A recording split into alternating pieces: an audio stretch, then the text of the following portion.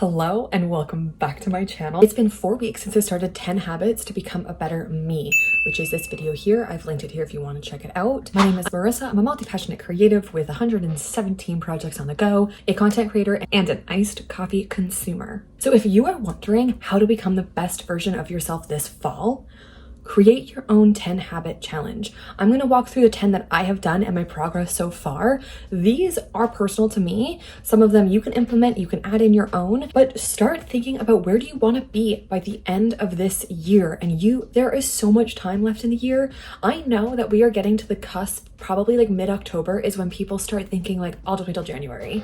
I'll just wait till the new year to like change my whole life. Start now. I'm going to break this up into two categories. One, the habits that were really easy to implement, and then two, the habits that I've been struggling with and I wasn't really perfect on these three. Overall, this experience has been eye-opening and I'm going to be continuing to implement these habits.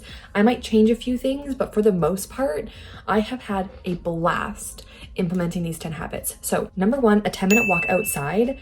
This made my day. I love this. And yes, we are still in summer, so I know that this is going to change as we move to fall. I live in British Columbia, so we are going to get a lot of rain and snow as we move into the end of this year. But I will figure that out as I go. I'm a morning person, so we'll start there. I'm a morning person, okay? I wake up at 6 a.m. with no alarm. Like, I love mornings. Mornings are my jam. Waking up and then doing a 10-minute walk between like 6:30 and 7:30 whenever I kind of just like grab my shoes and head outside has been wonderful. Like the fresh air, saying hi. All of the morning walkers, they are genuinely older people. They say, hi, good morning. Like, I just love that vibe. Those mornings set my day up so well. Road trip, so I also didn't do the walks then, but for the most part, just getting up and walking outside like around my block for 10 minutes, excellent. Loved it. Number two, journaling. No, I wasn't perfect on this. I didn't do it every single day at the exact same time. Journaling in the morning, I did pretty good. And then the second part was gratitude list at night. So I started writing this down before bed, but what I transitioned to, because it was a bit easier, was saying my gratitude while I was doing like my nighttime routine. So like washing off my makeup, brushing my teeth, getting ready for bed. That's when I would focus on my gratitude. So it kind of ended my night on a positive note, thinking about the things that happened throughout my day that I thoroughly enjoyed. It's wild. If you look for things to be grateful for, you see them everywhere. Like, I will literally be like, I'm grateful for the moon. I'm grateful for that mountain. I'm grateful for that coffee. I'm grateful for just like this necklace, like anything. You can find gratitude in anything. The more you train your mind to look for things to be grateful for, that's what you're going to find. You're going to seek that naturally as you build up that habit. Number three, less caffeine. So this one, at the beginning, I didn't really notice a difference in like my energy levels. So I would drink 3 cups of coffee a day all the time. So like usually one at like 6, 7 a.m., one at like 10, 11 a.m., and then another one usually like 1 or 2, sometimes 3 p.m. Obviously, I know caffeine makes you stay awake, but I didn't realize how much that 3 p.m. coffee was causing me to wake up at like 2, 3 a.m.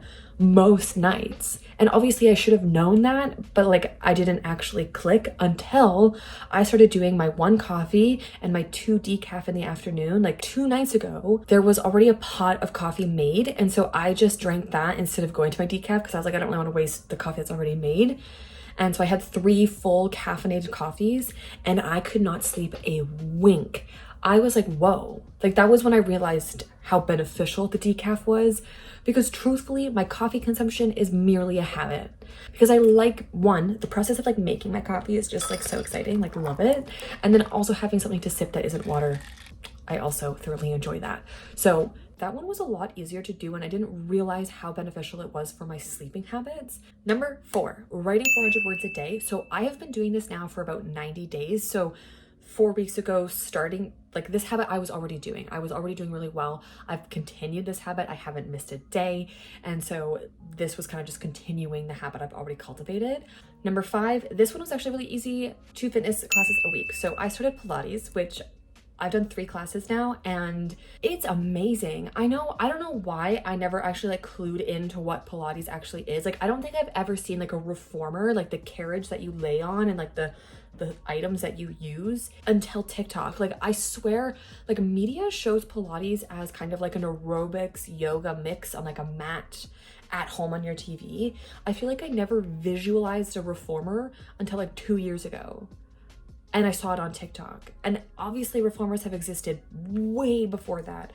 But I don't know what it is. Like, yeah, I feel like I never actually like clued into what Pilates actually was. And now that I've done it, I love it because it's low impact, but you can also feel like your muscles actually like working. My abs have been sore after every class, like a good sore, like, you know, like you actually held it, but like in the class you don't realize how much of your muscles you're actually working. So I'm definitely going to continue that. And then I've already been doing yoga once a week, so I have my yoga class and my one Pilates class, and that's what I've been doing so far with my 2 fitness classes. One, I've been getting out of the house, I've been like chatting with people out there, and I'm doing something good for my body. So it's a win-win-win. Number 6, 10 minutes of self-help reading. So right now I have been reading this book, 101 Essays That Change the Way You Think by Brianna Wiest.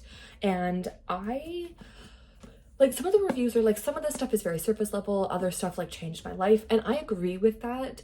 Like, there are some of like the essays that are kind of just, okay, I knew that, or it didn't really resonate. And then there are a few elements that I've read so far. I think I'm only, I've read this much. So I still have that much to go. But I will do a book review. I will do like a review on like the things that I've learned the most out of that. And there are definitely like some elements that I like have to sit and stare and be like, whoa, this is me. Like, I have to reflect on this. And so the 10 minutes of self-help reading has been actually quite easy, like seamless to integrate in my life. It's just, you have to be purposeful, because I am a multi-passionate person who I like to have 18 different projects on the go. And so when I have this list of 10 things, it's kind of like, when do I do them? Most of these things I do in the morning. So my morning walk, my journaling, my reading I do in the morning. Coffee obviously is throughout the day. My fitness classes are scheduled, so I know exactly when I go to them. And so these things kind of just like, I put them into my life, and they're non-negotiables. Like, I want to do them every single day. And I like being able to check off like, hey, I did my 10 things. And that makes me feel good. It makes me feel accomplished. I literally will sit here and pop the book up. I have my iPad that I journal on, and I will, if there's anything in here that pops up that I'm like, whoa, like mind blown, let's figure out what's going on, I will journal about it. And so it's kind of just a really great process to like learn about who I am, what I want to do, where I want to go. Like, it is very much kind of like a self-awareness journey. Okay, number 7, breath work. Now, when I first started doing this, I was shocked, like, because I didn't realize how much I don't take a deep breath every single day. Like, I don't inhale and like actually feel myself breathing. I feel like that contributes to my anxiety. And so breath work, when I did my first few videos, I just kind of sat there being like, whoa, this feels great. Like, I feel oxygenated,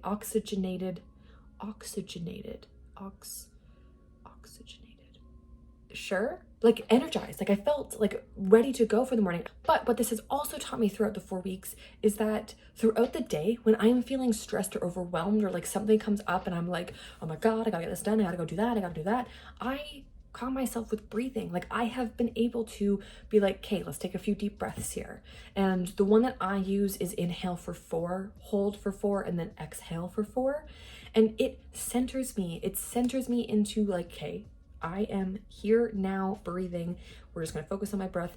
You center yourself so then you can like look at your surroundings and take action accordingly. Those 7 of my habits are the ones that were pretty easy to integrate. And I'm telling you right now, I was not perfect. I didn't do these absolutely every single day. That's why I'm focusing on progress over perfection, because my little perfectionist heart, I used to be like, hey, I'm going to do something for 30 days. And the moment I stopped doing it, I never did it again. So the fact that like, okay, I didn't do breath work 2 days ago, I did it yesterday and I did it today. So it's like, that one session I missed is not going to prevent me from continuing to do it. Now, the last 3 habits I have made slower progress on, and that's okay. So number 1, no phone in the morning and night. So morning is fine. When I get up, I don't go to my phone, and I'm okay with that. It's the nighttime part of that habit that I struggle with, because I get wrapped up in the scroll. It's not as bad as it used to be, I do have the, like on your iPhone, you can put a limit for how much time you spend on an app, and it'll pop up that warning that says like, you've hit your limit today. Yes, you can exit out of it and be like just go back in, or you can put a 15-minute timer. And so what I do is I go in for 15 minutes, that warning will pop up every 15 minutes, and I'm able to pull myself out of like a scroll because of that 15-minute timer. I'm still working on this one because I know that I shouldn't be on my phone as much as I am. I'm definitely way better, but it's still a work in progress on that one. Habit number 9 was skincare. And for this one, it was mainly one, educating myself on products and what my skin type is and what I need. And so I did purchase the products that I want to use. I did see a TikTok. I am going to make a full kind of skincare routine video just to show you where I'm starting, what I'm doing, and then some results after I've done it for a bit. I've accomplished that, but I haven't been using all of the products consistently enough to be like, my skincare is so much better. I don't have that information yet, but I will. And last one, the 15-minute reflection. So this was very eye-opening. I cannot sit and like just like not think for 15 minutes. My brain has to, like, I'm constantly doing something. I'm constantly thinking about the next thing. And so trying to sit somewhere and like not have anything on, no music, no TV, just nothing, and you're just supposed to sit there and kind of like reflect about your day, be like, hey, I did this, blah, blah, blah. But then my brain goes to like, what do I need to do? What's the to-do list? Where are we going? What's next? This is happening on Friday. This is happening on Saturday. Like boom, boom, boom. And shutting my brain off has been so hard.